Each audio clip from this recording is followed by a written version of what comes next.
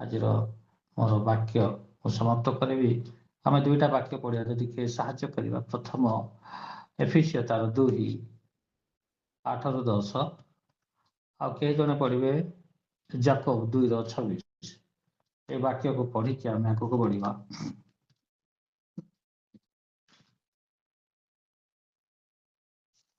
ଏଫିସିଓ ପ୍ରଥମେ 2:8-10। କାରଣ ଅନୁଗ୍ରହରେ ବିଶ୍ୱାସ ଦ୍ୱାରା ତୁମ୍ଭେମାନେ ପରିତ୍ରାଣ ପାଇଅଛ, ତାହା ତୁମମାନଙ୍କ ନିଜ ଠାରୁ ହୋଇନାହିଁ, ତାହା ଈଶ୍ୱରଙ୍କ ଦାନ, କର୍ମରୁ ନୁହେଁ, ଯେପରି କେହି ଦର୍ପ ନ କରେ। କାରଣ ଆମ୍ଭେମାନେ ତାହାଙ୍କ ରଚନା, ଯେ ସମସ୍ତ ସତ୍କର୍ମ ଆମ୍ଭେମାନେ କରିବୁ ବୋଲି ଈଶ୍ୱର ପୂର୍ବରୁ ପ୍ରସ୍ତୁତ କରିଥିଲେ, ଆଚରଣରେ ସେହି ସବୁ ସାଧନ କରିବା ନିମନ୍ତେ ଖ୍ରୀଷ୍ଟ ଯୀଶୁଙ୍କ ଠାରେ ସୃଷ୍ଟ। ଆମେନ୍। ଗୁଡ୍, ପ୍ରେଜ୍ ଦ ଲର୍ଡ। ଆଉ ସେ ବାକ୍ୟ ଗୋଟେ ପଢ଼ିବେ ଯେ ଜେମ୍ସ ତାର 2:26। କାରଣ ଆତ୍ମା ବିନା ଶରୀର ଯେପରି ମୃତ, ସେହିପରି କର୍ମ ବିନା ବିଶ୍ୱାସ ମଧ୍ୟ ମୃତ। ଆମେନ୍। ଆମେନ୍, ଆମେନ୍। ଏଫିସିଓ ତାର 2:8-10 ଯେତେବେଳେ ପଢ଼ିବା, ଆମେ କୋଉ ଯାଏ ବାକ୍ୟ ପଢ଼ୁଛୁ?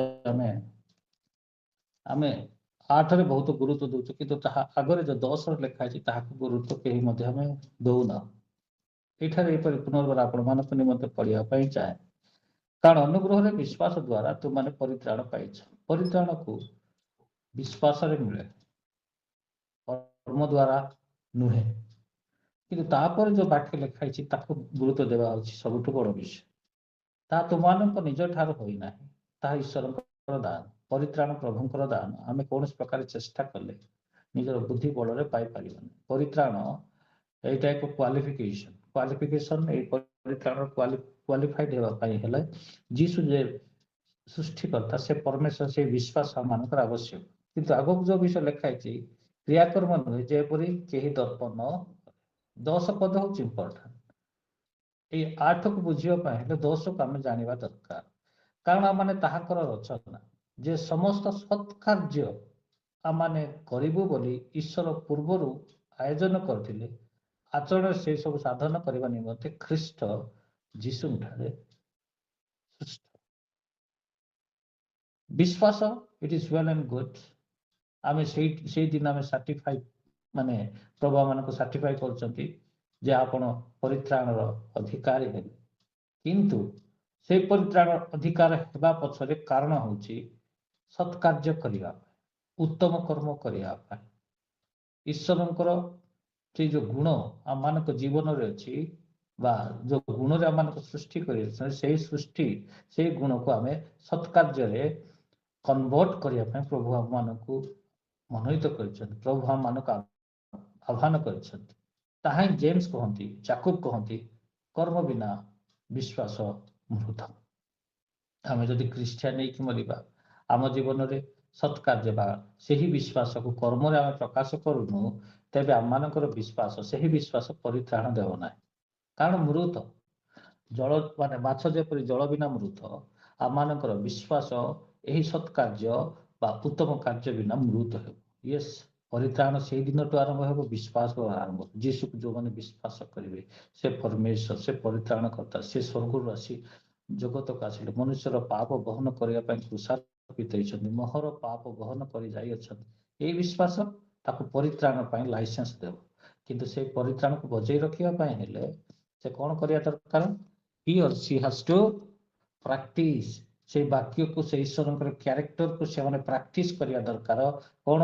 ସେମାନେ ସତ୍କାର୍ଯ୍ୟରେ ଆଗକୁ ବଢିବା ଦରକାର। ମୋର ଆଜିର ବିଷୟ ଥିବ ଗିଭିଂ, ସତ୍କାର୍ଯ୍ୟ ମାନେ ଆକ୍ସନ, ସାଲଭେସନ ଉପରେ କେମିତି ଆଧାର କରେ, ସେ ବିଷୟରେ ମୁଁ ଆଜି ଆପଣମାନଙ୍କୁ କହି ରଖିବା ପାଇଁ ଚାହେଁ। ଲୁକ ତାର 10-25 ଯଦି 37 ଯାଏ ଦେଖିବେ, ଆମେ ପଢିବା ନାହିଁ ସବୁ ବିଷୟ, ଖାଲି ମୁଁ ସମସ୍ତେ ଜାଣିଛନ୍ତି, ମୁଁ ଖାଲି ଆପଣମାନଙ୍କୁ ସେଠର ଇଏ ବିଷୟ କହିକି ମୁଁ ଆଗକୁ ବଢିବା ପାଇଁ ଚାହେଁ। ଲୁକ 10:25 ଯଦି 35 ଆପଣ ଦେଖିବେ, ଏଇଠାରେ ସମୀରଣୀୟ ବିଷୟରେ ଲେଖା ହେଇଛି। ଜଣେ ଆସି ପ୍ରଶ୍ନ କରୁଛନ୍ତି। କ'ଣ ପ୍ରଶ୍ନ କରୁଛନ୍ତି? ମୁଁ କ'ଣ କଲେ ମୁଁ ଅନନ୍ତ ଜୀବନ ପାଇବି? କ'ଣ କଲେ ପାଇବେ? ଯୀଶୁ ତାହାକୁ ଉତ୍ତର କରି କହୁଛନ୍ 37 ପଦରେ ମୁଁ ପଢି ଦେଉଛି। ସେ କହିଲେ ଯେ ଯାହା ତା ପ୍ରତି ଯେ ତାହା ପ୍ରତି ଦୟା କଲା ସେ ଯୀଶୁ ତାହା କଲେ ଯାଅ ତୁମେ ମଧ୍ୟ ସେହିପରି କର। ପ୍ରଶ୍ନ ଥିଲା କଣ କରିବି? ଯୀଶୁ କହିଲେ ସେହିପରି କର। ଆମେ ପ୍ରଥମେ ଦେଖିଲୁ ପରିତ୍ରାଣ ଉପରେ ବିଶ୍ୱାସ ଦ୍ୱାରା ଯାହା ହେଇଛି, କିନ୍ତୁ ପରିତ୍ରାଣ ଯୋଉ ଦେଇଛନ୍ତି ବିଶ୍ୱାସ ଦ୍ୱାରା ପରିତ୍ରାଣ, ତା ପଛରେ ପ୍ରଭୁଙ୍କର ଗୂଢ ଉଦ୍ଦେଶ୍ୟ ହେଉଛି ସତ୍କର୍ମ, ପ୍ରଭୁଙ୍କର କର୍ମ, ଆକ୍ସନ, ଜୀବନ ଡେ ଟୁ ଡେ ଲାଇଫରେ କର୍ମ ପ୍ରକାଶ କରିବା ଦରକାର। ଏଠାରେ ଏକ ବ୍ୟକ୍ତି ଆସି ପଚାରୁଛନ୍ତି ମୁଁ ପରିତ୍ରାଣ ପାଇବା ପାଇଁ କଣ କରିବି? ଯୀଶୁ କହିଲେ ମାନେ ମନ ପ୍ରାଣ ଆତ୍ମା ଦେଇ ପ୍ରଭୁକୁ ପିତା ପରମେଶ୍ୱରକୁ ପ୍ରେମ କର ଆଉ ପଡୋଶୀକୁ ପ୍ରେମ କର। ସେ ଆଉ ଗୋଟେ ପ୍ରଶ୍ନ କରୁଛନ୍ତି ମୋ ପଡୋଶୀ କିଏ ମୁଁ ଜାଣିନାହିଁ। ସେତେବେଳେ ଯୀଶୁ ତାକୁ ଗୋଟେ ଉଦାହରଣ ଦେଉଛନ୍ତି ବୁଝେଇବା ପାଇଁ ପ୍ରେମର ଅର୍ଥ କଣ, ପଡୋଶୀ କିଏ, ପ୍ରେମର ଅର୍ଥ କଣ। ଆଉ ସେ କହୁଛନ୍ତି ଯେ ଜଣେ ଲୋକ ଆସୁଛନ୍ତି, ଆପଣମାନେ ସବୁ ସେ ବିଷୟରେ ଜାଣିଛନ୍ତି, ତେଣୁ ମୁଁ ତାକୁ ବ୍ୟାଖ୍ୟା କରିବା ପାଇଁ ଚାହେଁ ନା। ଜଣେ ଲୋକ ଆସୁଛନ୍ତି, ତାକୁ ଚୋରମାନେ ମାରୁଛନ୍ତି, ସେ ରାସ୍ତାରେ ପଡି ରହିଛି। 3 ଲୋକ ଆସୁଛନ୍ତି। ପ୍ରଥମ ଲୋକ ଆସିଲେ, ଆପଣ ଯଦି ଦେଖିବେ ସେ ବାକ୍ୟକୁ 3 ଲୋକ ଯାକ ଆସିକି ଦେଖିଛନ୍ତି, 3ଟା ଲୋକ ଦେଖିଛନ୍ତି ସେ ସମସ୍ୟାକୁ, ନୋଟିସ କରିଛନ୍ତି। କିନ୍ତୁ ଜଣେ ସେ ସମସ୍ୟାକୁ ଯୀଶୁ ଯୋଉ କହିଲେ ସତ୍କର୍ମ କରିବା, ସେଇ ବ୍ୟକ୍ତି ଆଗକୁ ଆସିକି ସତ୍କର୍ମ କରୁଛନ୍ତି। ସେ ଲୋକଟା ଆଗକୁ ଆସୁଛନ୍ତି, ସେ କଣ ଦେଉଛନ୍ତି? ନିଜର ସମୟ ଦେଉଛନ୍ତି, ଟାଇମ ଦେଉଛନ୍ତି, ଟାଲେଣ୍ଟ ମାନେ ପ୍ରେସର ଦେଉଛନ୍ତି, ଲେବର ଦେଉଛନ୍ତି, ନିଜର ସମୟ, ନିଜର ଅର୍ଥ, ଇଭେନ ଆସୁରାନ୍ସ ମଧ୍ୟ ଦେଉଛନ୍ତି, ଏଇ ସବୁ ଦେଉଛନ୍ତି। ଆଉ ଯୀଶୁକୁ ସେ କହୁଛନ୍ତି ଏଇ 3 ଜଣ ଭିତରୁ କିଏ ପରିତ୍ରାଣ ପାଇବ? ମୋର ମାନେ ଉଦ୍ଦେଶ୍ୟ ପରିତ୍ରାଣ ପାଇବ ବୋଲି ତମେ ଭାବୁଛ? ଯିଏ କଲା, ଯିଏ ଦେଲା। ପ୍ରିୟ ପ୍ରଭୁଙ୍କର ଲୋକମାନେ, ଆଜିର ଖ୍ରୀଷ୍ଟିଆନ ଲୋକମାନେ ଯୀଶୁକୁ ବିଶ୍ୱାସ କରିଛି, ଦ୍ୟାଟ ଇଜ ଫାଇନାଲ ବୋଲି ଆମେ ଭାବୁଛୁ। ବିଶ୍ୱାସ ଭଲ, କିନ୍ତୁ ସେଇ ବିଶ୍ୱାସକୁ ବଞ୍ଚେଇବା ପାଇଁ ହେଲେ କର୍ମ କରିବାକୁ ପଡିବ, ଉତ୍ତମ କାର୍ଯ୍ୟ କରିବାକୁ ପଡିବ। ଏଇଠାରେ ଆମେ ଦେଖୁଛୁ ଏକ ବ୍ୟକ୍ତି ଯେତେବେଳେ ପ୍ରଶ୍ନ କରୁଛନ୍ତି ମୁଁ ଅନନ୍ତ ଜୀବନ ପାଇବା ପାଇଁ କଣ କରିବି, ଯୀଶୁ ତାହାକୁ ଭଲ ଭାବରେ ଗୋଟେ ଉଦାହରଣ ଦେଇ କହୁଛନ୍ତି ଯାଇ ସେହିପରି କର। କଣ କରିବାକୁ ପଡିବ?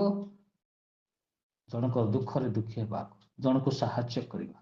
ପ୍ରିୟମାନେ, ଏବେର କନସେପ୍ଟ ବହୁତ ଖ୍ରୀଷ୍ଟିଆନ ଲୋକମାନେ ମିଟିଂ ପରେ ମିଟିଂ ପଛରେ ଯିବାର ଉଦ୍ଦେଶ୍ୟ ଦେବା ପାଇଁ ନୁହେଁ, ନେବା ପାଇଁ ଯାଉଛୁ। ଆମେ ନେବା ପାଇଁ ଯାଉଛୁ। ଆମେ ଖ୍ରୀଷ୍ଟଙ୍କ ନିମନ୍ତେ କଣ ଦଉଅଛୁ? ଆପଣ ଯଦି ଦେଖିବେ ଲୁକ ଲିଖିତ ସୁସମାଚାର ତାର 9ର ଆମେ ଦେଖିବା ଲୁକ ଲିଖିତ ସୁସମାଚାର ତାର 3ର 20ରୁ 14।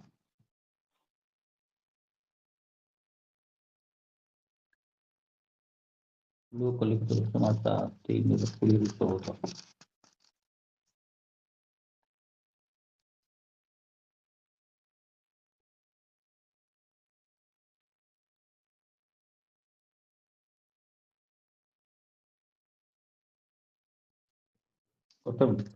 ଲୁକ ଲିଖିତ 3ର 10ରୁ 14, 10ରୁ 14। ଏଥିରେ ଲୋକ ସବୁ ତାହାକୁ ପଚାରିବାକୁ ଲାଗିଲେ ତାହେଲେ ଆମମାନେ କଣ କରିବା? ଏଇ ଯୋଉ ଘଟଣା 3 ଜଣ ଯୀଶୁକୁ 3ଟା ପ୍ରଶ୍ନ କରୁଛନ୍ତି। ଆପଣ ଯଦି ଦେଖିବେ ପ୍ରଥମେ ଜେନେରାଲ ଏକ ସର୍ବସାଧାରଣ ଲୋକ ଆସିକି ପଚାରୁଛନ୍ତି। କେତେବେଳେ ପଚାରୁଛନ୍ତି? ଯେତେବେଳେ ଲୋକମାନେ ପାପରୁ ପଶ୍ଚାତାପ କରି ଯୀଶୁଙ୍କ ମାନେ ପରିତ୍ରାଣ ମାନେ ବାପ୍ତିସ୍ମ ନେଉଛନ୍ତି, ସେତେବେଳେ ଯୋହନଙ୍କ ଦ୍ୱାରା ବାପ୍ତିସ୍ମ ହେଉଛନ୍ତି, ସେତେବେଳେ ଆସି ସେମାନେ ପଚାରୁଛନ୍ତି ଆମେ ବିଶ୍ୱାସ କଲୁ, ଆମେ ବାପ୍ତିସ୍ମ ନେଲୁ, ଏହାପରେ ଆମର କାମ କଣ? ସେତେବେଳେ ସେମାନଙ୍କୁ କୁହାଯାଉଛି କଣ? ଲୁକ ଲିଖିତ ସୁସମାଚାର ଲେଖା ହେଇଛି, ଏଥିରେ ଲୋକ ସବୁ ତାହାକୁ ପଚାରିବାକୁ ଲାଗିଲେ ତାହେଲେ ଆମମାନେ କଣ କରିବା? 10 ପଦ।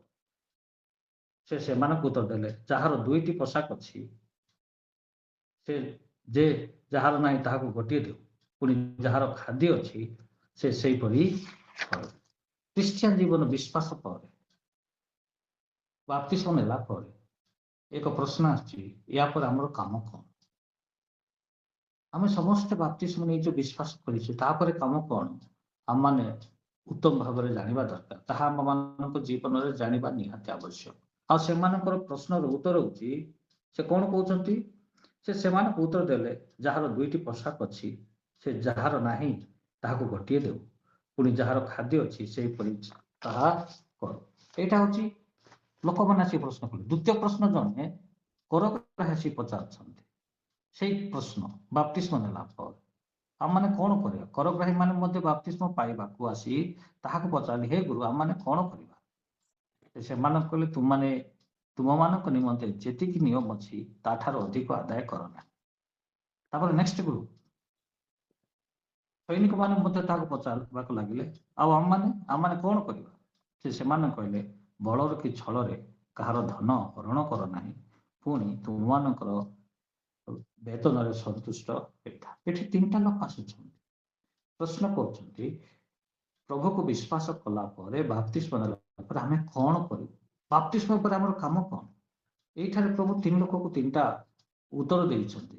ପ୍ରଥମ ଲୋକକୁ ସେ କହିଛନ୍ତି, ତୁମ ପାଖରେ ଯଦି 2ଟା ଅଛି ଜଣକୁ ଦେବା, ଆଉ ଗୋଟେ ଜଣକୁ ଯାହା ପାଖରେ ନାହିଁ ତାହା ଦିଅ। ଖ୍ରୀଷ୍ଟିଆନ ଜୀବନ ବିଶ୍ୱାସରୁ ସୀମିତ ନୁହେଁ, ବିଶ୍ୱାସରେ ଷ୍ଟକ୍ ହୁଏ ନାହିଁ, ତାପରେ ଆରମ୍ଭ ହୁଏ ଦେବା। ଦେବା ବୋଲେ କଣ ଦେବା?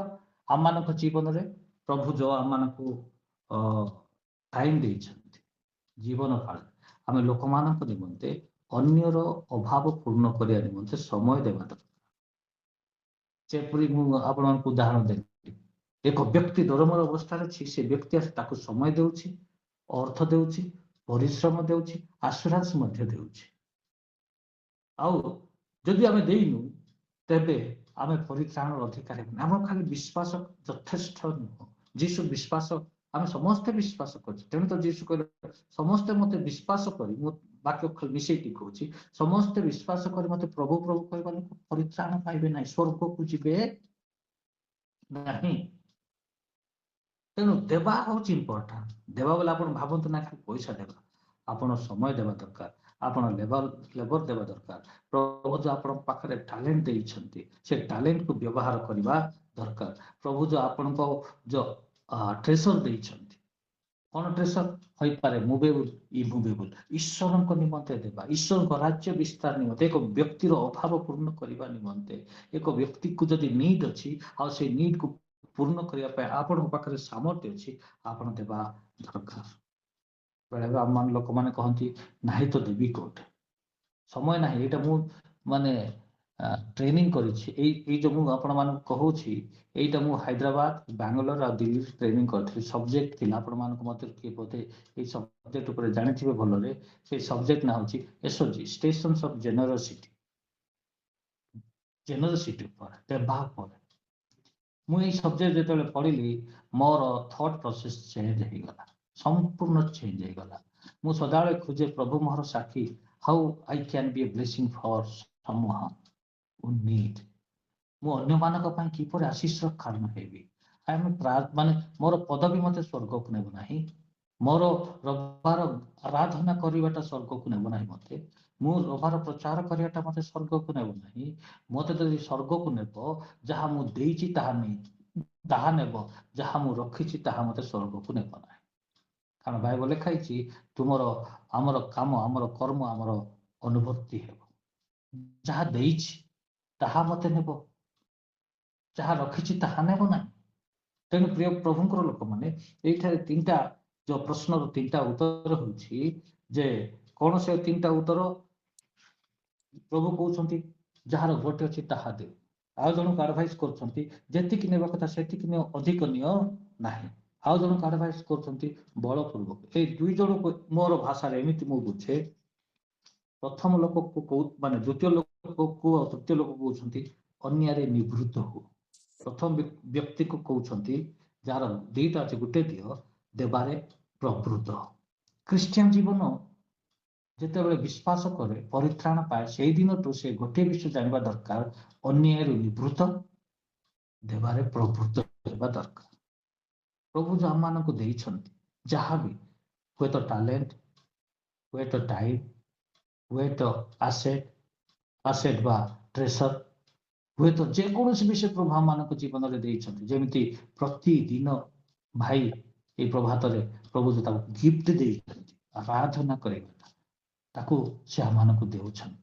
ସମୟ ଦେଉଛନ୍ତି, ତାର ଟ୍ୟାଲେଣ୍ଟ ଦେଉଛନ୍ତି, ଏଇଟା ବେକାର ଯିବ ନାହିଁ, ଏଇଟା ବେକାର ଯିବ ନାହିଁ। ଖ୍ରୀଷ୍ଟିଆନ ଲୋକମାନେ ଦେବା ଲୋକ ହେବା ଦରକାର। ଦେବା ହଉଛି ପ୍ରଭୁଙ୍କର ନେଚର, ଏଇଟା ଅପସନାଲ ନୁହଁ। ଖ୍ରୀଷ୍ଟିଆନ ଜୀବନରେ ମନେ ରଖିଥାନ୍ତୁ, ଖ୍ରୀଷ୍ଟିଆନ ଜୀବନରେ ଦେବା ହଉଛି ଅପସନାଲ ନୁହଁ, ଦିସ୍ ଇଜ ମାଣ୍ଡେଟାରୀ। କାରଣ ଏ ଦେବା କନସେପ୍ଟଟା ପରମେଶ୍ୱର ନିଜେ ସୃଷ୍ଟି କରିଛନ୍ତି। କାରଣ ଈଶ୍ୱର ଜଗତକୁ ଏଡ଼େ ପ୍ରେମ କଲେ ସେ ପୁତ୍ରକୁ ଦେଲେ, ଏକମାତ୍ର ଦ୍ୱିତୀୟ ପୁତ୍ରକୁ ଦେଲେ। ଦେବା ମୁଁ ବିଶ୍ୱାସ କରେ ପରମେଶ୍ୱରଙ୍କର ଡିଏନଏ ଅଛି, ସେହି ଡିଏନଏ ଯୀଶୁଙ୍କ ପାଖରେ ଅଛି। ପୁତ୍ର ସବୁ କିଛି ଦେଲେ, ଆଉ ଆମେ କଣ ଦଉଛୁ? ବିଶ୍ୱାସ ଦ୍ୱାରା ଆମେ ପରିତ୍ରାଣ ପାଇଛୁ। ସେଇ ପରିତ୍ରାଣ ପାଇବା ପାଇଁ ହେଲେ ଯୋଉ ଆମେ ବାକ୍ୟ ପଢିଲୁ ଏ ବିଷୟରେ, ଆମେ ସତ୍କର୍ମ କଲେ ହିଁ ସେହି ବିଶ୍ୱାସ ବଞ୍ଚିବ। ମୃତ ବିଶ୍ୱାସରେ ଏକ ବ୍ୟକ୍ତି ସ୍ୱର୍ଗକୁ ଯାଇପାରିବ ନାହିଁ। ଏକ ମୃତ ବ୍ୟକ୍ତି ସ୍ୱର୍ଗକୁ ଯାଇପାରିବ ନାହିଁ। ଆମେ ଯଦି ଦେଖିବା, ମୋ ସହିତ ଖୋଲନ୍ତୁ ଦ୍ୱିତୀୟ କରନ୍ଥୀୟ ତାର 9 ଯଦି 15କୁ ଦେଖିବେ, ସେଠାରେ ଏକ ସୁନ୍ଦର ବିଷୟ ପ୍ରେରିତ ପଉଲ କହନ୍ତି। ଦ୍ୱିତୀୟ କରନ୍ଥୀୟ 9 ମୁଁ ବାକ୍ୟ ଗୁଡାକ ପଢୁନାହିଁ, ଜଷ୍ଟ ଆପଣ ମାନେ ଜାଣିଛନ୍ତି, ମୁଁ ଖାଲି ପଢି ଆଗକୁ ଯାଉଛି। 15ରୁ 21, ସରି 6ରୁ 15 ଲେଖା ହେଇଛି, କିନ୍ତୁ ଏହା ସତ୍ୟ ଯେ ଅଳ୍ପ ବୁଣେ ସେ ଅଳ୍ପ କାଟିବ, ଆଉ ଯେ ପ୍ରଚୁର ବୁଣେ ସେ ମଧ୍ୟ ପ୍ରଚୁର କାଟିବ। ପ୍ରତ୍ୟେକ ଜଣ ଆପଣା ହୃଦୟରେ ଯେପରି ସଂକଳ୍ପ କରେ ସେପରି କରୁ, କୁଣ୍ଠିତ ଭାବରେ ନୁହେଁ ଅବା ବାଧ୍ୟବାଧକତା ହେତୁ ନୁହେଁ, କାରଣ ଈଶ୍ୱର ହୃଷ୍ଟଚିତ୍ତ ଦାତାକୁ ଭଲ ପାଆନ୍ତି। ପ୍ରଭୁ ଦେବା ଲୋକକୁ ଭଲ ପାଆନ୍ତି, ଯେଉଁମାନେ ହୃଷ୍ଟଚିତ୍ତରେ ଦିଅନ୍ତି। ଆଉ ସମସ୍ତ ବିଷୟ ସର୍ବଦା ଯଥେଷ୍ଟ ରୂପେ ପାଇବା ତୁମମାନେ ଯେପରି ସମସ୍ତ ଉତ୍ତମ କର୍ମ ନିମନ୍ତେ ଅଧିକରୁ ଅଧିକ ଦାନ କର। ଦାନ କରିବା, ଦେବା ହଉଛି ଉତ୍ତମ କର୍ମ, ଦେବା ହଉଛି ଉତ୍ତମ କର୍ମ। ଏଇ ପାସେଜକୁ ଆପଣ ମାନେ ଯେତେବେଳେ ଦେଖିବେ, ଏଇ ଦ୍ୱିତୀୟ କରନ୍ଥୀୟ ତାର 9 ଦାନ ଦେବା ଏକ ଉତ୍ତମ କର୍ମ ଅଟେ। ଆଉ ବାକ୍ୟରେ ଲେଖାଯାଏ 9 ପଦରେ ଲେଖାଯାଏ ଶେଷରେ, ସେ ମୁକ୍ତ ହସ୍ତରେ ବିତରଣ କରିଛନ୍ତି, ସେ ଦରିଦ୍ର ମାନଙ୍କୁ ଦାନ କରିଛି, ତାହାର ଧାର୍ମିକତା ଅନନ୍ତ କାଳ ସ୍ଥାୟୀ। ଧାର୍ମିକତା କଣ? ଦେବା ହଉଛି ଧାର୍ମିକତା। ଯୀଶୁକୁ ବିଶ୍ୱାସ କର, ବିଶ୍ୱାସକୁ ଆମେ ଯଦି ବଞ୍ଚେଇ ରଖିବା ପାଇଁ ଦେବାକୁ ଆରମ୍ଭ କରିଛୁ, ଆମେ ଧାର୍ମିକତାରେ ଆଗକୁ ବଢୁଛୁ। ଦେବା ହଉଛି ଧାର୍ମିକତା। ଆଉ ଏଇଠାରେ ଏକ ସୁନ୍ଦର ବାକ୍ୟ ଲେଖା ହେଇଛି, 12 ପଦ ଯଦି ଦେଖିବେ ଆପଣ, ଏଇଟା କେବେ ପାଶୁଣନ୍ତୁ ନାହିଁ ବାକ୍ୟକୁ, କାରଣ ଏହି ଦାନ ରୂପ ସେବା ଯେ କେବଳ ସାଧୁମାନଙ୍କର ଅଭାବ ପୂରଣ କରୁଛି ତାହା ନୁହେଁ। ସେ କହୁଛନ୍ତି, ପଉଲ କହୁଛନ୍ତି, ଦେବା ହଉଛି ସେବା। ପ୍ରଚାର କରିବା କେବଳ ସେବା ନୁହେଁ, ଗୀତ ଆରାଧନା କରି ଲିଡ୍ କରିବା କେବଳ ସେବା ନୁହେଁ, ଦେବା ହଉଛି ସେବା। ମତେ ଏଇ ବାକ୍ୟ ଯେତେବେଳେ ମୁଁ ପଢୁଥିଲି, ମୋ ମାଇଣ୍ଡକୁ ପୁରା ମୋର କନସେପ୍ଟ ଚେଞ୍ଜ ହେଇଗଲା। ମୁଁ ଭାବୁଥିଲି ମୋର ପ୍ରଚାର କରିବା ହଉଛି ସେବା, ମୁଁ ଭାବୁଥିଲି ଗୀତ ଆରାଧନା ରବାର ଲିଡ୍ କରିବା ହଉଛି ସେବା, ଏମିତି ମୁଁ ଭାବୁଥିଲି ସେବା ହଉଛି ଗୀତ ଆରାଧନା ପ୍ରଚାର, ଏଇଟା ସେବା। नो नो नो नो, ସେଇଠିକିରେ ସୀମିତ ରଖନ୍ତୁ ନାହିଁ। ଏଇଟା ଲେଖା ହେଇଛି, କାରଣ ଏଇ ଦାନ ରୂପ ସେବା, ଦାନ ହଉଛି, ଦେବା ହଉଛି ସେବା, ଦେବା ହଉଛି ସେବା। ତେଣୁ ଆମର ବିଶ୍ୱାସୀ ମାନେ କହନ୍ତି, ମାନେ ଗାଉଁଲି ବିଶ୍ୱାସୀ ମାନେ, ଆମେ ଯୀଶୁ ମହାପ୍ରଭୁଙ୍କର ସେବା କରୁଛୁ, ସେବା କରୁଛୁ। ସେ ତ ରୋଗୀ ନୁହନ୍ତି, ସେ ତ ବେଡରେଷ୍ଟ ନୁହନ୍ତି ଯେ ଆମେ ତାକୁ ସେବା କରିବା। ସେବାର ହଉଛି ଦେବା। ଖ୍ରୀଷ୍ଟିଆନ ଜୀବନ ଯାପନ କଲା ପରେ, ଯୀଶୁକୁ ବିଶ୍ୱାସ କଲା ପରେ, ବାପ୍ତିସ୍ମ ନେଲା ପରେ, ସେମାନେ ଯେମିତି ପ୍ରଶ୍ନ କଲେ, ଏହା ପରେ ଆମର କାମ କଣ? ପ୍ରଭୁ କହିଲେ, ଆରମ୍ଭ କଲେ, ତୁମେ ଯାଇକି ସେବା କର, ଦିଅ, ଆରମ୍ଭ କର ଦେବା। ଯାହାର ଦିଟା ଅଛି ଗୋଟେ ଦିଅ। ଏଇଠାରେ ପ୍ରେରିତ ପଉଲ ସେଇ କଥା ସେ ଆମମାନଙ୍କୁ ଦୋହରଉଛନ୍ତି। ଆଉ 12 ପଦରେ ଏପରି ଲେଖା, କାରଣ ଏହି ଦାନ ରୂପ ସେବା ଯେ କେବଳ ସାଧୁମାନଙ୍କର ଅଭାବ ପୂର୍ଣ୍ଣ କରୁଅଛି ତାହା ନୁହେଁ, ମାତ୍ର ତୋ ଦ୍ୱାରା ମଧ୍ୟ ଈଶ୍ୱରଙ୍କ ଉଦ୍ଦେଶ୍ୟରେ ବହୁ ଧନ୍ୟବାଦ ଉଛୁଳି ଉଠୁଅଛି। ଯୋଉମାନେ ଦିଅନ୍ତି ସେମାନେ ପ୍ରଭୁକୁ ଧନ୍ୟବାଦ ଦେଉଛନ୍ତି। ଗୀତ ଆରାଧନାରେ ଖାଲି ଆମେ ଧନ୍ୟବାଦ ଦଉନୁ, ପ୍ରଭୁ ଧନ୍ୟବାଦ ବୋଲି ପ୍ରାର୍ଥନାରେ ଆମେ ଧନ୍ୟବାଦ ଦଉନୁ। ଯୋଉମାନେ ଦଉଛୁ ସେମାନେ ପ୍ରଭୁକୁ ଧନ୍ୟବାଦ ଦଉଛୁ। ଏହି ସେବା ଏଇ ସେବା ମାନେ କ'ଣ? ଦେବା ସେବା। ଏଇ ସେବା କର୍ମର ପ୍ରମାଣ ପାଇଁ ଲୋକମାନେ ତୁମମାନଙ୍କୁ ସ୍ୱୀକାର କରୁଥିବା ଖ୍ରୀଷ୍ଟଙ୍କର ସୁସମାଚାର ପ୍ରତି ବାଧ୍ୟତା। ଆମେ ଯଦି ସୁସମାଚାର ବାଧ୍ୟତା ହଉଛୁ ବୋଲି ଲୋକମାନେ ଜାଣିବା ପାଇଁ ଚାହାନ୍ତି, ପ୍ରଭୁ ଚାହାନ୍ତି, ୟୁ ଷ୍ଟାର୍ଟ ଗିଭିଂ। ଅଭାବ ଥିବା ସମୟରେ ଜଣେ ଯଦି ସମୟକୁ ନିଡ୍ କରୁଛି ଜଣଙ୍କ ଜୀବନରେ, ୟୁ ଗିଭ୍ ହିମ୍ ଟାଇମ୍। ଯଦି ଜଣେ ମାନେ କିଛି ନିଡ୍ ଅଛି ତା ପାଖରେ, ସାର୍ଟ ନାହିଁ, ଆପଣଙ୍କର 15 ହଳ ସାର୍ଟ ଅଛି, give one to him. That is his need. That is great ସେବା। ସୁସମାଚାର ରିଫ୍ଲେକ୍ଟ ହେବ ସେଇଠି, ସୁସମାଚାର ସେଇଠି ପ୍ରକାଶିତ ହେବ। ଏଇ ଯୋଉ ମୁଁ ଟ୍ରେନିଂ ନେଇଛି ସେଇଠି ଗୁଡ଼ାଏ ଭିଡ଼ିଓ ଯାକ ଅଛି, ସତ ଘଟଣା ଯାକ ଅଛି। ଉଗାଣ୍ଡାରେ ଥରେ ପର୍ସିକ୍ୟୁସନ ହେଲା, ଗୋଟେ ସୈନିକ ଦଳ, ଆପଣ ଶୁଣିଥିବେ ସେ ଷ୍ଟୋରି, ମୁଁ ବହୁତ ଏଇଠି ଏକ୍ସପ୍ଲାନେସନ କରିବା ପାଇଁ ଚାହୁଁନି। ଗୋଟିଏ ଉଗାଣ୍ଡାରେ ଯେତେବେଳେ ବିଦ୍ରୋହ ଆରମ୍ଭ ହେଲା, ଲୋକମାନେ ରେଫ୍ୟୁଜି କ୍ୟାମ୍ପରେ ରହିଲେ, 80,000 ଲୋକ ଥିଲେ। ସେଠି ଫାଷ୍ଟର ପ୍ରାର୍ଥନା କରୁଛନ୍ତି, ପ୍ରଭୁ ଏଇ ଲୋକମାନଙ୍କୁ କେମିତି ମୁଁ ସାହାଯ୍ୟ କରିବି, କ'ଣ କରିବି? ଲୋକମାନେ ବିଦେଶ ଉପରେ ଲୋକମାନଙ୍କ ନଜର ଅଛି, ଲୋକମାନେ ଆସି କେତେବେଳେ ଆମକୁ ସାହାଯ୍ୟ କରିବେ? ପାଷ୍ଟରକୁ ପ୍ରଭୁ କହିଲେ, ପୁଣି ତମ ପାଖରେ କ'ଣ ଅଛି? ଯେମିତି ଶିଷ୍ୟମାନଙ୍କୁ ପଚାରିଲେ, ଏମାନଙ୍କୁ ଖାଇବାକୁ ନାହିଁ କହ, ତମ ପାଖରେ କ'ଣ ଅଛି? ଆଉ ପ୍ରଭୁ ତାକୁ ଗୋଟେ ଇନ୍ସପାୟାର କଲେ, ତମ ପାଖରେ ଯାହା ଅଛି, ଯାହା ପାଖରେ ନାହିଁ ତାହା ଦେବା ପାଇଁ ଆରମ୍ଭ କର। ଆଉ ପାଷ୍ଟର ଯେତେବେଳେ ଲୋକମାନଙ୍କୁ କହିବାକୁ ଆରମ୍ଭ କଲେ, ଖ୍ରୀଷ୍ଟିଆନ ଲୋକମାନଙ୍କୁ, ଅନେକ ଲୋକ ନଥିବା ଲୋକ ଥିଲେ, ନିହାତି ବିଧବା ଲୋକମାନେ ଥିଲେ, ସେଇ ଦଗାରେ ଲୋକମାନେ ମରିଥିବା ଲୋକ ଥିଲେ, 80,000 ରେଫ୍ୟୁଜି କ୍ୟାମ୍ପରେ ଥିଲେ। ଆପଣ ନେଟ୍ରେ ପାଇପାରିବେ ଏଠି।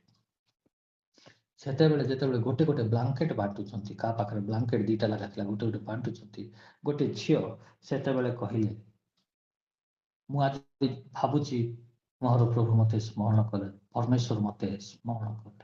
କେତେବେଳେ ଦେଖୁଛନ୍ତି ରିଫ୍ଲେକ୍ଟ ହେଉଛି ସୁସମାଚାର ଖ୍ରୀଷ୍ଟଙ୍କୁ, କେତେବେଳେ ଲୋକମାନେ ଦେଖୁଛନ୍ତି?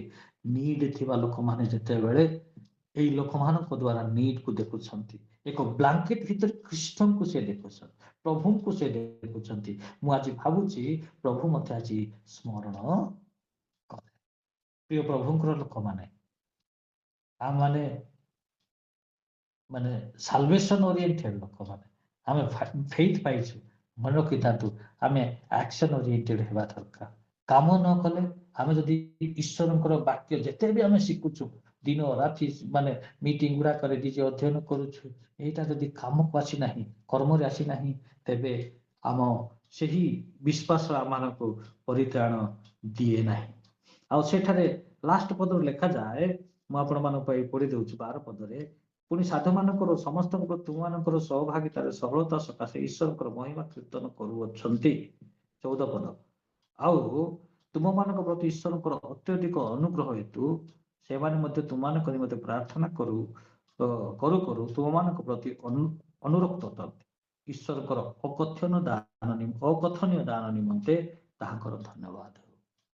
ଅକଥନୀୟ ଦାନ ଦେବା ହଉଛି ଏକ ଅକଥନୀୟ ଦାନ। ଆମେ ସାରାନା କରୁଛୁ, ଏଇ ପାଷ୍ଟର ଭଲ ପ୍ରଚାର କରୁଛି, ସେ ପାଷ୍ଟର ଭଲ ପ୍ରଚାର କରୁଛି, ବହୁତ ଭଲ ପ୍ରଚାର କରିବା, ଆରାଧନା କରିବା, ଲିଡ୍ କରିବା, ବିଶ୍ୱାସ କରିବା, ବହୁତ ଭଲ।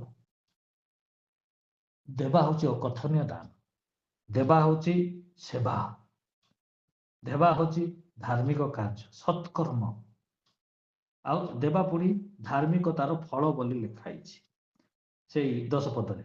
ଆଉ ଯେ ଜୀବନୋପକାରୀକୁ ବୀଜ ଓ ଭୋଜନ ନିମନ୍ତେ ଆହାର ଯୋଗାନ୍ତି, ସେ ବୁଣିବା ନିମନ୍ତେ ତୁମମାନଙ୍କୁ ବୀଜ ଯୋଗାଇବେ ଓ ତାହା ବଢାଇବେ। ପୁଣି ତୁମମାନଙ୍କ ଧାର୍ମିକତାର ଫଳ ଆମେ ଯଦି ଦଉଛୁ, ଧାର୍ମିକତାର ଫଳ ବୁଣୁଅଛୁ।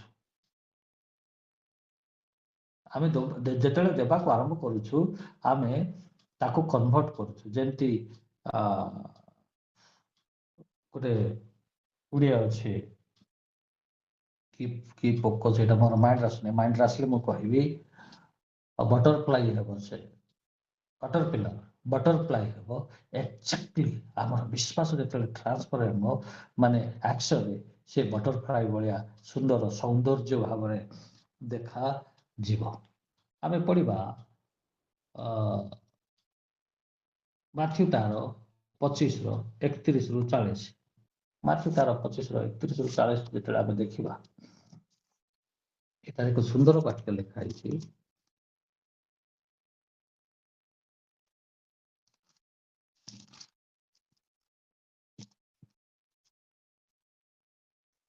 31-40 ପଢି ଦଉଛି। ମନୁଷ୍ୟପୁତ୍ର ଯେତେବେଳେ ସମସ୍ତ ଦୂତଙ୍କ ସହିତ ସ୍ୱମହିମାରେ ଆଗମନ କରିବେ, ସେତେବେଳେ ସେ ଆପଣା ଗୌରବମୟ ସିଂହାସନ ଉପବେଶନ କରିବେ। ପୁଣି ତାହାଙ୍କ ଛାମରେ ସମସ୍ତ ଜାତି ଏକତ୍ର କରାଯିବେ। ଆଉ ମେଷ ପାଳକ ଯେପରି ଛାଗ ଠାରୁ ମେଷ ପୃଥକ କରେ, ସେପରି ସେ ସେମାନଙ୍କୁ ପରସ୍ପର ଠାରୁ ପୃଥକ କରିବେ। এইଠାରେ ଆମେ ଦେଖୁଛୁ ଦ୍ୱିତୀୟ ଆଗମନ ଜଜିଂ ବିଚାର ସମୟରେ ପ୍ରଭୁ ଦୁଇ ଭାଗ କରୁଛନ୍ତି। କଣ ବେଶରେ? ତଳେ ଲେଖା ହେଇଛି। ବେଶ କଣ? ତାଙ୍କର ଦୁଇ ଭାଗ କରିବାର କ୍ରାଇଟେରିଆ ୟାର୍ଡଷ୍ଟିକ୍ କଣ? ମେଷମାନଙ୍କୁ ଆପଣାର ଦକ୍ଷିଣ ପାଣ୍ଠିରେ ଓ ଛାଗମାନଙ୍କୁ ଆପଣ ବାମ ପାର୍ଶ୍ୱ ରଖିବେ। ସେତେବେଳେ ରାଜା ଆପଣା ଦକ୍ଷିଣ ପାର୍ଶ୍ୱରେ ଲୋକମାନଙ୍କୁ କହିବେ, ଆସ ମୋର ପିତାଙ୍କର ଆଶୀର୍ବାଦ ପାତ୍ର ମାନେ ତୁମାନଙ୍କ ନିମନ୍ତେ ଜଗତର ପତାନିବଧି ଯେଉଁ ରାଜ୍ୟ ପ୍ରସ୍ତୁତ କରାଯାଇଛି ସେଥିରେ ଅଧିକାରୀ ହୁଅ, କାରଣ ମୁଁ କ୍ଷୁଧିତ ଥିଲି, ତୁମମାନେ ମତେ ଭୋଜନ କରିବାକୁ ଦେଲ। ଏହି କାହାଣୀ ଅତି ପରିଚିତ କାହାଣୀ। ପ୍ରଭୁ ଶେଷରେ ବିଚାର ମଧ୍ୟ କେମିତି କରୁଛନ୍ତି? ମୁଁ କ୍ଷୁଧିତ ଥିଲି, ତୁମେ ମତେ ଖାଦ୍ୟ ଭୋଜନ କରିବାକୁ ଦେଲ, ଦୂଷିତ ଥିଲି, ମତେ ପାନ କରିବାକୁ ଦେଲ, ପ୍ରବାସୀ ଥିଲି, ମୋର ଆଶ୍ରୟ ଦେଲ, ଉଲଙ୍ଗ ଥିଲି, ମତେ ବସ୍ତ୍ର ପରିଧାନ କରିବାକୁ ଦେଲ, ପୀଡ଼ିତ ଥିଲି, ମତେ ସଂଖାଳିଲ, କାରାଗାର ଥିଲି, ମୋ ନିକଟକୁ ଆସିଲ। ପ୍ରଭୁ ବିଚାର କରୁଛନ୍ତି। ଆଉ ଲୋକମାନେ ଆଶ୍ଚର୍ଯ୍ୟ ହେଉଛନ୍ତି, ପ୍ରଭୁ ଆମେ କେତେବେଳେ ଏଇଟା କଲୁ? ବିଶ୍ୱାସ କଲା ପରେ ସବୁ ସେ ଚାହାନ୍ତି ଆମମାନଙ୍କ ଜୀବନରେ। এইଠାରେ ଆମେ ଯେତେ ସବୁ ବିଶ୍ୱାସ କରିଛୁ, ଯେମିତି ପ୍ରଥମ ପ୍ରଶ୍ନ କଲେ ଏବେ ଆମେ କଣ କରିବୁ ବୋଲି, ଖ୍ରୀଷ୍ଟ ଚାହାନ୍ତି ଖ୍ରୀଷ୍ଟିଆନ ଲୋକମାନଙ୍କ ନିମନ୍ତେ ଯୀଶୁକୁ ବିଶ୍ୱାସ କଲି ଯେତେବେଳେ ପରିତ୍ରାଣ ରୂପକ ବୀଜ ସେମାନଙ୍କ ଜୀବନକୁ ଆସିବ, ସେହି ବୀଜକୁ ବଞ୍ଚେଇବା ପାଇଁ ଗୋଟେ ବୀଜ ବୁଣା ପାଣି ଯେପରି ପାଣି ପକାଇଲେ ସେ ବଞ୍ଚିବ, ସାର ଦେଲେ ବଞ୍ଚିବ, ଠିକ ଆମର ବିଶ୍ୱାସକୁ ବଞ୍ଚେଇବା ପାଇଲେ we must start giving। ମଙ୍ଗଳ କରିବା, ଅନ୍ୟର ଉତ୍ତମ କାର୍ଯ୍ୟ କରିବା, ଅନ୍ୟ ବିଷୟରେ କନସର୍ନ ହେବା, ଅନ୍ୟ ବିଷୟରେ ଚିନ୍ତା କରିବା। ଆମେ ଜାଣିଛୁ ଆମର ଚତୁଃପାର୍ଶ୍ୱରେ ବହୁତ ଲୋକ ଥିବେ, ସେମାନଙ୍କର ଅଭାବ ଥିବ। ଖ୍ରୀଷ୍ଟଙ୍କୁ ଆମେ ଖ୍ରୀଷ୍ଟିଆନ ଆମର କ୍ରୁଶ ଦେଖିକି ଲୋକ ଖ୍ରୀଷ୍ଟଙ୍କୁ ଦେଖିବେ ନାହିଁ, ଚର୍ଚ୍ଚକୁ ଦେଖିକି ଲୋକମାନେ ଖ୍ରୀଷ୍ଟଙ୍କୁ ଦେଖନ୍ତି ନାହିଁ। ଆମ ଜୀବନରେ ଖ୍ରୀଷ୍ଟଙ୍କୁ ଦେଖନ୍ତି। ଆମମାନେ ଯାହା ଦେଉଛୁ ସେଇଠୁ ଦେଖନ୍ତି, ଆମର ପରିଶ୍ରମ, ଆମର ଯୋଉ ଲୋକମାନଙ୍କ ପ୍ରତି କନସର୍ନ ଅଛି ସେଇଟା ଦେଖନ୍ତି। ଏଇ ଷ୍ଟୋରି ଯେତେବେଳେ ମୁଁ ସେ ଟ୍ରେନିଂ କଲାବେଳେ ଏଇ ଷ୍ଟୋରି ମତେ ମୁଁ ବହୁତ ଥର ଦେଖିଛି, କିନ୍ତୁ ବହୁତ ଟିକେ ମତେ ଜୀବନରେ ପ୍ରଶ୍ନ ଆଣିଦେଲା। ବିଚାର ଦିନରେ ପୁଣି ପ୍ରଭୁ କହୁଛନ୍ତି, ଦୁଇ ଭାଗ କରୁଛନ୍ତି। ଯୋଉମାନେ ବିଶ୍ୱାସ କରି ଦେଇଛନ୍ତି, କଣ ଦେଇଛନ୍ତି? ସେ କହୁଛନ୍ତି ସେମାନଙ୍କୁ, ମୁଁ କ୍ଷୁଧିତ ଥିଲି, ତୁମେ ଭୋଜନ କରିବାକୁ ଦେଲ। ଆମେ ଡେଲି ଡେଲିସିୟସ୍ ଫୁଡ ଖାଉଛୁ, ବହୁମୂଲ୍ୟ ଖାଦ୍ୟ, ପଇସା ଅଛି, ଯଥେଷ୍ଟ ଅଛି ଆମ ପାଖରେ, ଖାଉଛୁ। ସରାଉଣ୍ଡିଂରେ କିଏ କେମିତି ଅଛି ଆମର କନସର୍ନ ଅଛି କି?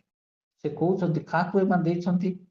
ଯାହାର ନିଡ୍ ଥିଲା ତାକୁ ଦେଇଛନ୍ତି, ଯାହାର ଅଭାବ ଥିଲା ସେମାନେ ଜଣଙ୍କର ଖାଦ୍ୟ ବିଷୟରେ ଚିନ୍ତିତ, ଜଣଙ୍କର ବସ୍ତ୍ର ବିଷୟରେ, ଜଣଙ୍କର ତୃଷା ବିଷୟରେ ସେମାନେ ଚିନ୍ତିତ, ଜଣେ ନିରାଶ୍ରୟ ଅଛି, କିଏ ବି ତା ପାଖରେ ନାହିଁ, ଠାରେ ସେମାନେ ଠିଆ ହଉଛନ୍ତି।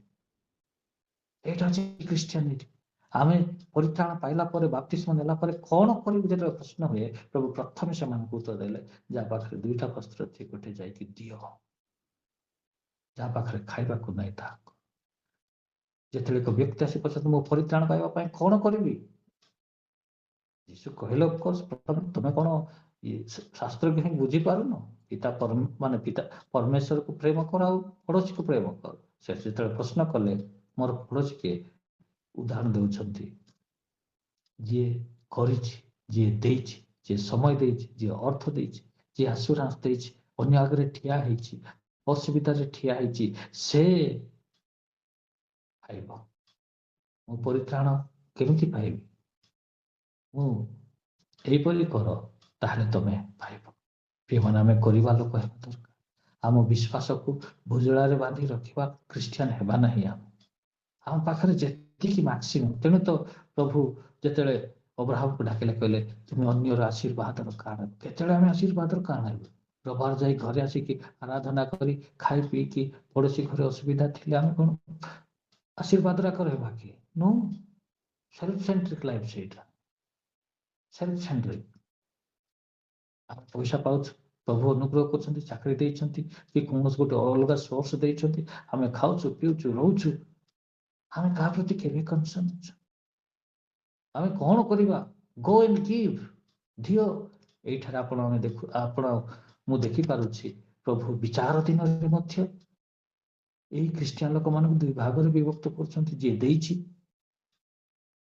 ତାକୁ ସେ କହୁଛନ୍ତି ମୁଁ ଉଲଙ୍ଗ ଥିଲି ମତେ ବସ୍ତ୍ର ଦେଲ ମୁଁ କ୍ଷୁଧାର ଥିଲି ମତେ ଖାଦ୍ୟ ଦେଲ ମୁଁ ତୃଷିତ ଥିଲି ମତେ ଜଳ ଦେଲ ମୁଁ ଏକାକୀ ଥିଲି ମୋ ପାଖକୁ ତୁମେ ଆସିଲ ୱାହ ମାନଙ୍କର ଖ୍ରୀଷ୍ଟିଆନ ଜୀବନ ତାହା ହେବା ଦରକାର ଖ୍ରୀଷ୍ଟଙ୍କୁ ଆମେ ରବିବାର ଯିବାର ଲୋକକୁ ଦେଖନ୍ତି ନାହିଁ ଖ୍ରୀଷ୍ଟଙ୍କର ଗୁଣରେ ଖ୍ରୀଷ୍ଟଙ୍କୁ ଦେଖନ୍ତି ଆମ ଜୀବନ ଯେତେବେଳେ ଆମେ ଖ୍ରୀଷ୍ଟଙ୍କୁ ଗୁଣରେ ପ୍ରକାଶ କରିବା ସେତେବେଳେ ସେମାନେ ଖ୍ରୀଷ୍ଟକୁ ଦେଖନ୍ତି ମୁଁ ଗୋଟେ ଆପଣଙ୍କୁ ଉଦାହରଣ ଦେଇଥିଲି ସେ ଉଗାଣ୍ଡାର ନଥିବା ସମୟରେ ଆପଣମାନେ ଷ୍ଟୋରି ଶୁଣିଥିବେ ମୁଠି ଚାଉଳ ହ୍ୟାଣ୍ଡଫୁଲ ଅଫ୍ ରାଇସ୍ ଷ୍ଟୋରି ମିଜୋରାମ ଗୋଟିଏ ବର୍ଷରେ 80 ଟଙ୍କା ହେଇଥିଲା ଗୋଟିଏ ବର୍ଷରେ 80 ଟଙ୍କାର ବିକ୍ରି କରିଥିଲେ ଆପଣ ସେ ଷ୍ଟୋରି ଯଦି ଶୁଣିବେ ହ୍ୟାଣ୍ଡଫୁଲ ଅଫ୍ ରାଇସ୍ ସେମାନେ ଗୋଟେ ଷ୍ଟେଟମେଣ୍ଟ ଦିଅନ୍ତି ଯେ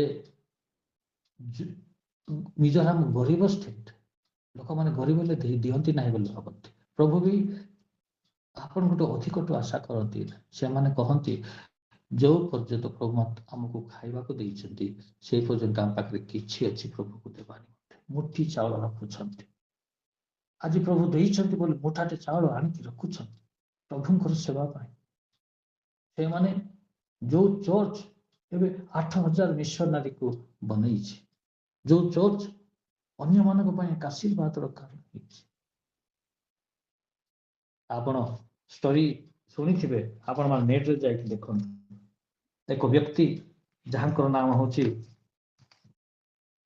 ଚାର୍ଲସ ଫ୍ରାନ୍ସିସ୍ ଫିନି ଆମେରିକାର ଏକ ବିଲିୟନର ତାଙ୍କର ସିମ୍ପଲ ଲାଇଫ ଗୋଟିଏ ଘର ତାଙ୍କର ଗାଡି ବି ନଥିଲା ବସରେ ଯିବା ଆସିବା କରିଥିଲେ ଗାଡି ନଥିଲା ମାନେ କଣ କିଣି ନଥିଲେ ସେ ତ ମିଲିୟନର ସେ 6,800 କୋଟି ଟଙ୍କା ଦାନ ଖାଲି ଦେଇଛନ୍ତି 6,800 କୋଟି ତାଙ୍କର ସିଙ୍ଗଲ ଚପଲ ମାନେ ସୁ ବସ୍ତ୍ର 2ଟା 3ଟା ଥିଲା କି ନାହିଁ ସେ ମରିବା ପୂର୍ବରୁ ସବୁ ଦାନ ଆଉ ସାମ୍ବାଦିକ ଆସିକି ତାକୁ ପଚାରୁଛନ୍ତି ଆପଣ ଚାର୍ଲସ ଫ୍ରାନ୍ସିସ୍ ଫିନିର ଷ୍ଟୋରି ଦେଖନ୍ତୁ ଗୁଗୁଲରେ ଆପଣ ମାରିଲେ ପାଇବେ ସାମ୍ବାଦିକ ମାନେ ଯେତେବେଳେ ଆସିକି ପଚାରୁଛନ୍ତି ସେ ମରିବା ପୂର୍ବରୁ ସବୁ ଦାନ ଦେଲେ ସାମ୍ବାଦିକ ଆସିକି ମାନେ ପଚାରୁଛନ୍ତି ଏତେ ବର୍ଷର ପରିଶ୍ରମ ଆପଣ କେମିତି ସବୁ ଦେଇଦେଲେ ସେ କହିଲେ ମୁଁ ଜନ୍ମ ହେଇଅଛି ଉଲଙ୍ଗ ହୋଇ ଜନ୍ମ ଅଛି ଏକୁଟିଆ ମୃତ୍ୟୁବରଣ କରିବି ଆଉ ଏଇଟା ମୋ ପାଖରେ ରଖିକି ଲାଭ କଣ ପୁନର୍ବାର ରିପିଟ କରିକି ସାମ୍ବାଦିକ ପ୍ରଶ୍ନ କରୁଛନ୍ତି ଏତେ ସବୁ ପରିଶ୍ରମ କରି ଆପଣ ନିଜର ଧନ ସମ୍ପତ୍ତି କାହିଁକି ଦାନ କରିଦେଲେ ଚକଫିନେ ଖୁସି ମନରେ ହସିଲେ ଓ ଏକ ଅବିସ୍ମରଣୀୟ ଓ ଅକଳ୍ପନୀୟ ଉତ୍ତର ଦେଇ କହିଲେ କାରଣ ସମାଧି ବାକ୍ସରେ କୌଣସି ଥଳି ନାହିଁ କଫିନ କୌଣସି ପ୍ରକାର ପଇସା ନେବାର ଥଳି ନାହିଁ ବକ୍ସ ସେ କହିଥିଲେ ନିଜ ଜୀବନକୁ ଉପଭୋଗ କଲା ବେଳେ ଅନ୍ୟମାନଙ୍କ ବିଷୟରେ ମଧ୍ୟ ଚିନ୍ତା କରନ୍ତୁ ପ୍ରିୟମାନେ ଦେବା ଏକ ଖ୍ରୀଷ୍ଟିଆନ ଲୋକର ସେବା ଅଟେ ମୁଁ ଭାବୁଥିଲି ମୁଁ ଆକା ସେବା କରିଛି ଲୋକମାନେ କରୁନାହାନ୍ତି ଯୋଉମାନେ ଫାଷ୍ଟ ନୁହନ୍ତି ସେମାନେ ସେବା କରୁନାହାନ୍ତି ଭାବୁଥିଲେ ପ୍ରିୟମାନେ ଏନିୱାନ୍ ଏକ ବିଶ୍ୱାସୀ ଅନ୍ୟ ବିଶ୍ୱାସୀ ପ୍ରତି ଯଦି କନସର୍ନ ହଉଛି ଯେମିତି ଆଦ୍ୟ ମଣ୍ଡଳରେ ଦେ ଆର୍ ଡୁଇଂ ସେବା ଦେବା ହଉଛି ସେବା କଣ ଦେବା ସମୟ ଦେବା ଆମ ପାଖରେ ଦେଇଥିବା ପ୍ରଭୁ ଟାଲେଣ୍ଟ ଗିଫ୍ଟ ଯାହା ବି ଅଛି ସେଟା ପ୍ରଭୁଙ୍କ ନିମନ୍ତେ ଅନ୍ୟର ମଙ୍ଗଳ ନିମନ୍ତେ ଅନ୍ୟମାନେ ନିଡ୍ ଥିବା ବିଷୟରେ ଦେବା ଅର୍ଥ ଦେବା ଯାହା ବି ଅନ୍ୟର ନିଡ୍ ଅଛି ଆପଣଙ୍କ ପାଖରେ ଯାହା ଅଛି ସେଇଟା ପୂର୍ଣ୍ଣ କରିବା ସେଇଟା ହଉଛି ସେବା ସେଇଟା ହଉଛି ପବିତ୍ର ସେବା ଏଇ ସେବା ପବିତ୍ର ସେବା ଆଉ ବିଚାର ଦିନରେ ମନେ ରଖିଥାନ୍ତୁ आमे ख्रिस्टियन है कि विश्वास करी परित्राण पाइछु that is well and good किंतु आमे कौन का पाई केते आशीर्वाद देइछु देइकी देवा होची सेवा ए विषय में पाश्रित नहीं देवा होची सेवा जो वाक्य मु कहली से वाक्य समय पाइला आउ थरे पढ़ो यही सेवा यही पवित्र सेवा यही सेवा देवा होची सेवा एवरीबॉडी प्रत्येक लोक सेवा करिवे जो माने देउछन्ति प्रभुଙ୍କର सेवा करूछन्ति निज जीवन को इन्वेस्ट करबा आपण माने जानि छन्ति गोटे से बाइबल रे कहानी कहि समाप्त करिवे एक व्यक्ति धनी व्यक्ति ता प्राण सहित कथा होछन्ति उपभोग कर लाइफ को एंजॉय कर लोक माने से देउ नाही का पूरा रखिछि आ धन को निजर लाइफ रो माने कोन से कहबे सेफ गार्ड बोली से भाबुछि से साजु बोली भाबुछि ए प्राण किछे बनाए धन ताकू रक्षा करिवो तो ता कहले आज तो उठ तोर प्राण नहीं अछि आज तो प्राण प्रिय माने धन गुड हम संचय करबा गुड किंतु ताहा प्राण केबे रक्षा करिवो नै जदि आपणकर प्राण रक्षा करिया गेले जहा प्रभु देइछन्ति आवश्यक ठारो अधिक किबा जहा भी देइछन्ति ताहा जदि देइछन्ति तबे ताहा आपणकर प्राण सेहि दिन रक्षा करिवो कारण प्रभु जहा देइछन्ति ताहा हमको रक्षा करिवो जहा रखिछु ताहा रक्षा करिवो नै कोटि कोटि टंका में रखिथिबा ताहा हमको रक्षा करिवो नै जहा देइछु ताहा नेइछि हमको स्वर्ग नेबो जहा दउछु ताहा नेबो जहा रखिछु हमें ताहा ने ताहा मन को देबो नै नहले से दिन प्रभु कहबे मु तुमे किए मु तुमको जानी नाही